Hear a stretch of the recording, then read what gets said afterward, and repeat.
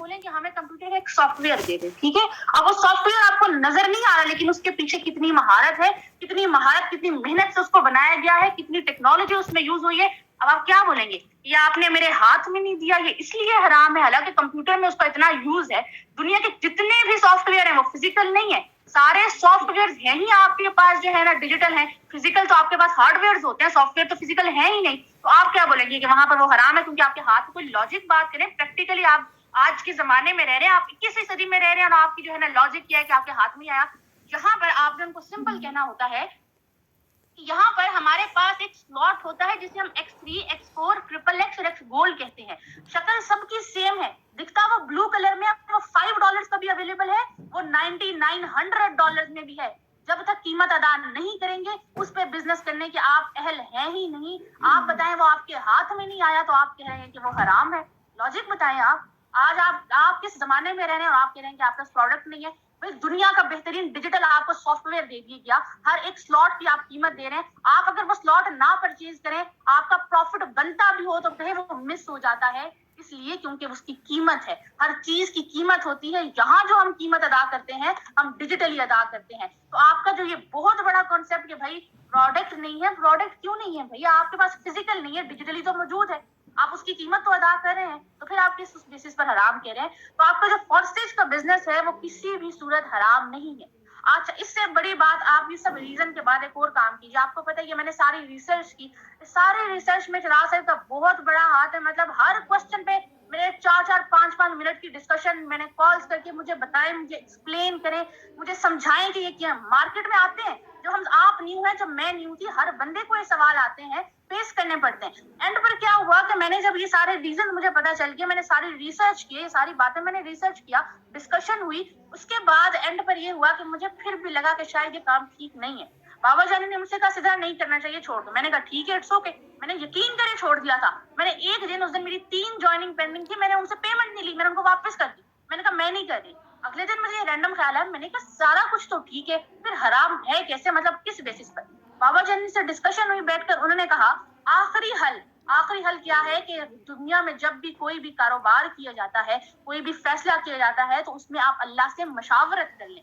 मशावरत का नाम इस्तिखारा है। इस्तिखारे की दुआ है ये कि ए अल्लाह, मैं तुझसे मदद मांगता हूँ, अगर ये कारोबार मेरे हक में बेहतर है तो मेरे लिए इसमें रास्ते आसान कर दे, और अगर ये मेरे लिए बेहतर नहीं है तो मुझे इससे दूर कर दे। यही इस्तिखारा की दुआ ही यही है। अगर फिर भी आप लोगों में से किसी को भी लगता है कि ठीक नहीं है तो आप सब इस्तिखारा कर लीजिए। मैंने किया, बाबा ने किया, मामा ने किया, फिर ये अल्लाह का इशारा आया कि भाई उसके बाद मेरा जनवरी में सबसे कमाल का बिजनेस गया, क्योंकि वो मदद पीछे फिर अल्लाह की शाम। दुनिया के हर काम में कर लेना चाहिए इस्तिखारा भाई। देखिए हराम की कमाई में बरकत ही नहीं होती जितनी ग्रोथ नेटवर्क मार्केटिंग में है, दुनिया के किसी बिजनेस में नहीं है। और जो उलमा कराम देते हैं ना फतवे से, उनके रीजन भी सुन लीजिए। वो रीजन वो कहते हैं कि आप लोग झूठ बोलकर अगले बंदे को जो है ना ट्रैप करते हैं, इसलिए हराम है, आप ना बोलें झूठ। दूसरी रीजन वो ये देते हैं, जितने भी मैंने क्लिप्स वगैरह सुने उसमें दूसरी रीजन ये आती है कि भाई आप जो है ना ये काम करते हैं कि भाई कंपनी बाद में भाग जाती है और फिर जितने आपकी वजह से ऐड होते हैं उन सब का गुनाह आप पर आ जाता है। रीजन भी ठीक है कि भाई अगर कंपनी एग्जिस्ट नहीं करेगी, आपकी वजह से जितने ऐड हो, आप तो उसके गुनाह के आप पे जिम्मा आ गया ना।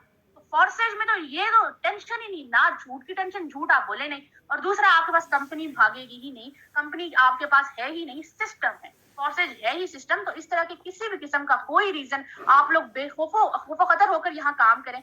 और फिर सबसे पहले नेटवर्क मार्केटिंग की जो बुनियाद रखी वो रखी ही आप सल्लल्लाहु अलैहि वसल्लम की जाते गरामी में है।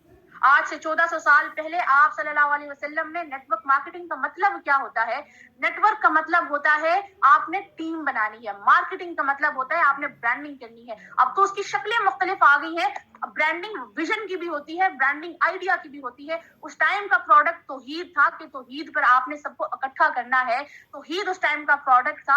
और दुनिया में आज तक जितनी मार्केटिंग हुई है उसमें सबसे मुश्किल तरीन प्रोडक्ट तौहीद था, जिसने ना सिर्फ इंट्रोड्यूस करवाना था खुद को बल्कि बाकी पिछले दीन की नफी भी करनी थी। और आपको जानते हैं, आपने अगर इस्लामिक हिस्ट्री जरा सी भी आप लोगों ने पढ़ी हो तो आप लोगों को पता होगा कि आप सल्लल्लाहु अलैहि वसल्लम को 13 साल लगे जस्ट 100-150 बंदे की टीम तैयार करने में। वो 100-150 बंदे जिन्होंने आगे इस्लाम को, जिन्होंने लीड किया, लीडर्स तैयार करने में उनको 100-150 बंदे तैयार करने में 13 साल लग गए। हालांकि क्या आपको क्या लगता है कि उनको नाउज़ बिल्लाह पता नहीं था? उनको हर लिहाज के अकमल, अहसन, अजमल, अनवर بیلنس ترین انسان جن کو ہر چیز کا پتا تھا, ہر محل کا پتا تھا کہ بھائی آپ نے کنوکشن کیسے پیدا کرنی ہے, بولنا کہاں پر ہے, کتنا بولنا ہے, ہر چیز پتا تھا.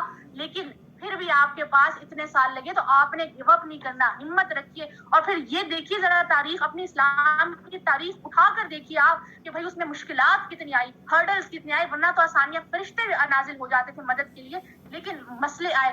آپ کے پاس سمپل ایک ایگزامپل ہے, طائف کی وادی میں آپ صلی اللہ علیہ وسلم کو انہوں نے پتھر مار مار کر لہو لہان کر دیا, لہو لہان کر دیا, یہاں تک کہ آپ بے ہوش ہو گئے. اور ان کو جیسے ہی ہوش آیا, آپ صلی اللہ علیہ وسلم نے اٹھے اور اٹھ کر انہوں نے دعا کی, اور اس دعا سے آسمان کے فرشتے بھی کانپ اٹھے.